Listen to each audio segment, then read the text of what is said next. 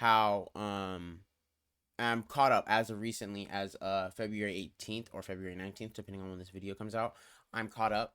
I'm really liking how this author is so far not seeming like he's doing anything crazy. Even the magic system seems like it is pretty basic. The magic system works in stocks. If you ever played Smash, you know what a stock is, or I'll just tell you right now, it's basically one set of one thing. So for instance, if I have three stocks of diamonds, or no, that's a bad example. If I have three stocks of beers, then usually I would have three beers. If I would have three stocks of lives, I have three lives. So a stock. The magic system is really simple. Everybody has, it looks like every demon lord and hero has a stock or has four stocks on their wrist, and they can use those four stocks at least. We don't know the time frame. I assume it's 4 times a day.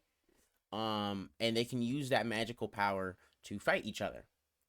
Now, a new demon lord and a new hero come to town, and more new demon lord and heroes are coming into town, and they are still in conflict with each other. For the most part, Colio and the demon lord of this world, their beef is squash. He was raised by the girl demon lord. He's good. So the other ones are coming into town, and now he has to squash the beef basically, and he has to solve everybody, not everybody's, but pretty much he has to solve the problems of these outworld worlds. So it's almost like for the main character, he's living his normal life.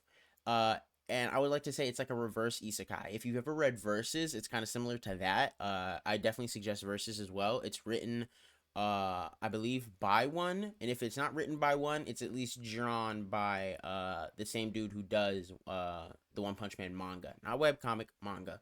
But Versus is definitely another one I suggest, and it's kind of similar to that, where it's a reverse isekai where people are coming to this world. You got heroes and demon lords coming to this world. um but anyway, for the most part, that's gonna tie up that part of that's gonna tie up the synopsis part. Now, I guess it does more with less because there's not. It sounds so weird because throughout most of the show, there's not any like new or great brand new ideas. However, all the ideas that are presented are heavily streamlined in a way where it's very simple and easy to get, and it doesn't seem like it can get that complicated. And to me, that is such an achievement that you're making something so simple that it seems almost complex.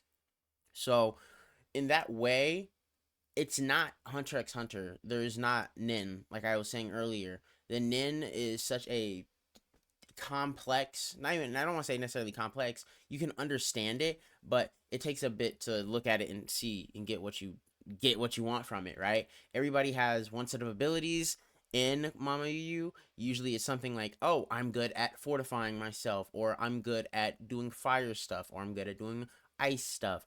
And for each ice spell that I do, it's going to cost a stock. And the stronger the ice spell is, the more stocks it will cost.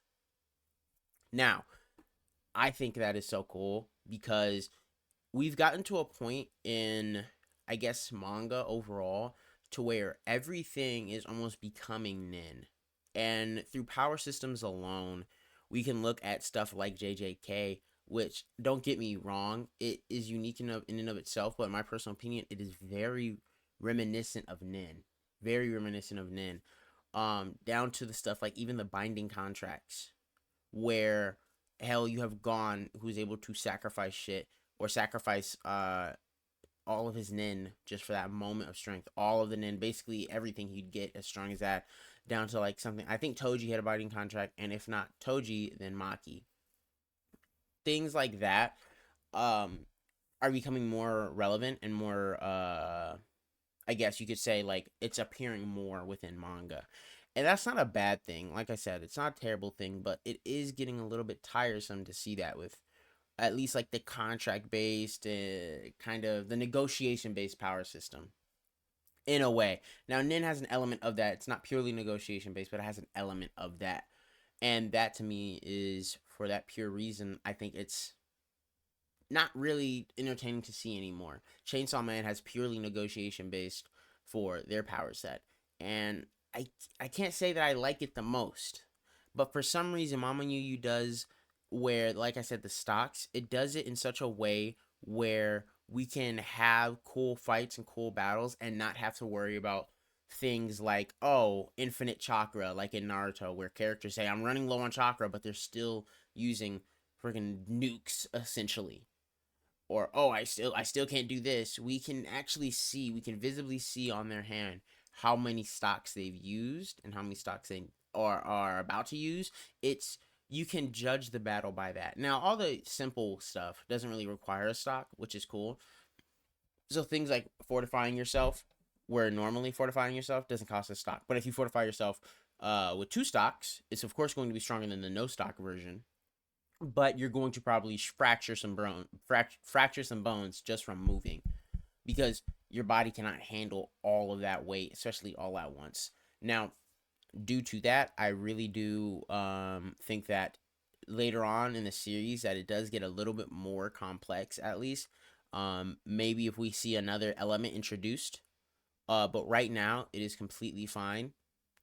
And I'm really hoping that this author does a little bit more with this than the Kimetsu no Yaiba, sorry, Demon Slayer or JJK author does. And me personally, I like my shonens long. I like long epics of stories. It's the reason I like Trails of Cold Steel, One Piece, and Warhammer. I like all three of those because they're really long stories. Meanwhile, JJK is going to end before One Piece. Definitely, 100%. JJK is ending before One Piece. Demon Slayer started and ended before One Piece, and I think, hell, even My Hero. And My Hero is really close to ending as well. I wouldn't be surprised if they ended this year or next year, honestly. And for those shows, I think My Hero has lasted somewhere around 8 years as of the recording right now. Somewhere around 8 years. And I'm looking at this and I'm seeing like something like Naruto, which started in '99 and it went until 2018. So I believe somewhere around 20 years. 20 years of Naruto. I love it. I love those types of things because it gives me personally something to look forward to. If you've ever finished a book and you think, well, what to do with, well, what do I do now? I can only imagine how it's going to feel when One Piece ends, because it's going to be like, what am I going to do now? Now, hopefully, with this story, they do this. And I want to talk about with this story how they can do that, but I won't get my hopes up too high. It seems like Shonen Jump doesn't really want those long epics anymore. It seems like they want to, again, streamline it down. And if done right, this could probably be one of the best Shonen Jump titles there have been. And I believe it's Shonen Jump. I hope I'm not wrong. I believe it's Shonen Jump on this, because it's in the Shueisha. Now, some of the characters other than Corleo, there's a character called Minerva, and so far, I can already tell if there's an anime, Minerva's freaking favorite character. Like, there's no way. It's going to be Minerva fans versus Alicia fans. Now, Alicia's cool too. Don't get me wrong. Alicia's like great. She's awesome. She takes herself serious. She seems like the timid type character, but the great thing about this is everyone in this is a hero. So everyone kind of has a main character type of energy to them. Now, Corleo, of course, is the main character, but everybody has that type of main character energy to them, and I love that. Um, Now Minerva, she's a demon lord, but she's still kind of a good guy. She's still good in that sense. Alicia is a hero. She's still good. We have yet to see any heroes that are evil, that are fully evil. We have yet to see any of that, and I'm excited because I know that's where it's going to lead. I know that's where it's going to go, but I'm excited to see what we can get from that, what we can get from those heroes, from those like the bad heroes and the good demon lords, and if there's going to ever be a combination of the two where it's like, oh, it's a combination demon lord hero or whatever, because those types of stuff in stories are just things we're bound to get, and it's questions that are going to be answered. Now, the dude who's written this, he's written only three mangas before, and I believe all of them were one shots. Three or two, but I'm pretty sure it's three. I checked on Mal before. Now, the three one shots they're pretty good. I read some of them. I read two of them. Sorry. Um, so to me, it's just so weird. They're not really action based, so it's almost amazing how this dude is writing stuff that's like slice of life almost, and then he switches over to this action based manga, this action based series, just about a dude trying to not beat the deep to trying to beat the demon lord, send everybody back, and not the demon lord, but all the basically all the bad people. He's trying to just keep peace. That is all he is doing. He is trying to maintain the peace. He doesn't care that there's more heroes. He doesn't really care that there's more demon lords. As long as everybody is living peacefully, that's what he's cared about. And the character even acknowledges, and I wouldn't deem this or call this anything. It has probably a name, but I would call it probably the Naruto problem, where Naruto complains a lot in the series of Naruto, or he kind of the story kind of like makes you feel bad for him. And the thing is, well, Naruto was kind of raised better than a lot, even as shitty as his life was, he was raised way better than a lot of the Jinchurikis. Um, and to me, I'm listening to it and I'm just like, Naruto, you could have had it so much worse, dude. Like, no wonder you turned out the best Jinchuriki or the best ninja. You had the best nine-tailed, or you had the best tailed beast by far. You had the best tailed beast. You had some of the best village taking, one of the best villages taking care of you. Who compares to any of the Hokages in general, other than maybe what the third Raikage? There's not really the third Raikage to maybe I would say the fourth Hokage. They're comparable, but other than that, nobody really holds a candle to the Leaf Village as far as they're massively overpowered. In general, they're massively. Sorry to go off on a little tangent, but there's the Leaf Village is massively strong. Um, and that to me, I've always deemed that and looked at that problem as a writer not knowing how to put a character in a situation where you had a better life than your villain, but how do you still convince your villain that he's wrong? Corleo has a simple solution on how to beat his problem. He just needs to cut off his arm. Now, does he need to do that? Should he do that, or should he just get stronger and should he fight for what he believes in, and keeps the peace? Because he understands and he knows that. So what? He cuts off his arm. Who knows that the mark might not appear on somebody else? He's not beating the problem. He's just passing it off on somebody else. And I like that as a lesson for the story. That is such a great lesson that okay, you can pass your problems on to somebody else, or you can just beat your problems yourself. And you beat your problems yourself, they're done. You know they're done because you have that closure. Somebody else, when you pass it off, they might pass off somebody else, and that just continues a cycle of hatred or a cycle of just in general problems.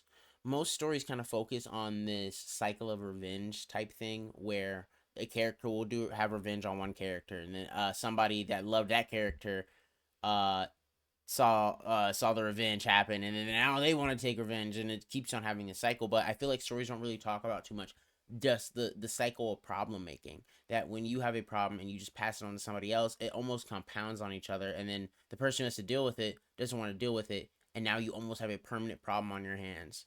Like the global warming, I guess, or any of the, I guess, multiple problems we have in this world. At one point we could have solved it, or the ancestors could have solved it, descendants could have solved it, but they just kept passing it down. And if we do the same thing, then who knows what might happen. I keep on forgetting I have my headphones in. Anyway, but yeah. There are so many characters here that are very lovable. This writer knows how to make just lovable characters. I guess so far she's only appeared for one chapter, but Sadako is great. She's awesome. She loves herself some board games, and that's a big part of her character. She likes having fun, and she acknowledges how she, in her world, it was also peace, but it was almost like a peace at what cost? They're still sacrificing people, and you see that a lot in anime, a lot in the tropes of, if would you rather sacrifice one person, or would you rather go through so many hoops and ladders and shoots and everything just to make sure that your one person, your one guy, doesn't have to sacrifice himself. There doesn't need to be people dying, whether it's one or 1,000 or a million or a billion. There doesn't need to be people dying. And seeing Sadako realize and talk to what's her name, Monica, saying like, yeah, Monica has to be sacrificed. Now, mind you, this is in the first 20 chapters, but they're saying Monica has to be sacrificed at the age of 10 as kind of like a show of good faith. Because although she is a demon lord, she is one of the demon lords. They don't really trust the demon lords, and so in order to maintain peace with the demons and humans, they have to sacrifice Monica. Sadako, being the hero from Monica's world, is almost like, well, I didn't question it. There was no reason for me to question it. It was only in my benefit to just keep going, and that is something not really talked about, I feel like, where you benefit from another party being too lazy to come up with another solution. And should you fix it, should you not? And the way Sadako fixes her problem is she says, well, I'm not going to be your friend and I'm not going to be your foe. So I'll still be lazy. And this is just me paraphrasing, mind you. It seems like, at least we don't know her full thing, but it seems like she's going to go along the lines of, she doesn't really have a right to kind of participate. And I don't know if the author is going to go that right route, but it seems like she doesn't have a way to participate, or she doesn't have a want or need to participate. So if all her rights get taken away because she's being lazy, then so be it. If they don't, then so be it. She is going to live by the same mantra that she has always lived by, and she isn't going to stand up for what she believes in now because her powers are in threat of being taken away. That would be kind of morally wrong, and I understand where she's coming from. Although that isn't the right thing to do, she should help Monica, knowing, like, hey, this is a messed up system. I understand where Sadako's coming from. At least what it seems like to me. I could be reading in way too deep into this.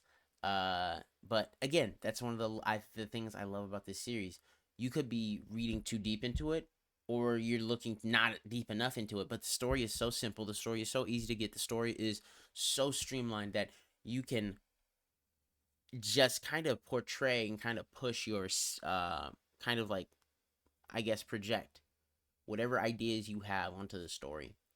With One Piece, One Piece is so long to where you kind of have a set theme. You kind of have a set already, like, premise. You know that it's about freedom. Naruto, you know that it's about friendship. You know what these series are about. Even in their first 20 chapters, you can kind of get an idea of what they're about. If you're, I guess, with One Piece, if you're looking and you're a pretty good literary, you could probably tell, oh, this is going to be about freedom, a boy and his journey and his freedom within that journey. With this, since the story is so simple, you can kind of project whatever kind of theme you want from it. Now, each arc, or each kind of little mini arc that we've had so far, we haven't had a crazy big theme or anything like that, but we have gotten um things where it's like, oh, what would I guess character hypotheticals, like, what would your character do if put in this situation? How would your character react if put in this situation? And I like how the author right now, even though these 20 chapters in, he's building out Corleo's character hypotheticals, basically. So later down the line, whenever Corleo does something crazy or does something insane, it's going to make sense because he's had the foreshadowing to already show this beforehand. Due to that, that is just, I think, great writing. I think that is amazing writing. Um Honestly, I cannot suggest the series enough. I don't want this video to be too long. I want it to be somewhere just around, I guess, 20 minutes. I can talk about the series for another good probably another 20 minutes because I'm really liking it, but I will probably make a chapter review of the most recent chapter. Again, definitely suggest reading it. There's so much I didn't go over because I do want you guys to read it. Um there is a lot to, I guess, there seems like there's going to be a lot to dive into with this series, and I hope it continues. I hope Shonen Jump doesn't axe another good series. Don't axe another good series. I swear, Shonen Jump usually has some okay judgment when it comes down to which series to axe and which series not to axe. The dude who wrote Hell's Paradise, he wrote another manga, and I loved it. I loved it so much. The main character's goal was he wanted to be a protagonist, and I loved that premise. And it got axed. It got axed. I forget what it's called. If you remember in the comments, please put in the comments. But it got axed, and I'm sad. And I want to make sure the next, I guess, manga that I see, the next manga that I really like, I told myself I'm going to make a video of this. I want to make sure this series goes on. There's already four or five other MamaYuyu videos. Watch them, please watch them, and read the series. The series is great. It deserves all the love it gets. Again, it seems generic at the start. That's fine. Just give it a chance. If you like it, you like it. If you don't, you don't. It's whatever. But yeah, anyway, I'm going to leave. I'll probably have another video out tomorrow doing the chapter review, and then I'll have another video out doing something else. I make these videos whenever the ideas come to me. But yeah. You guys have a good one and keep on living.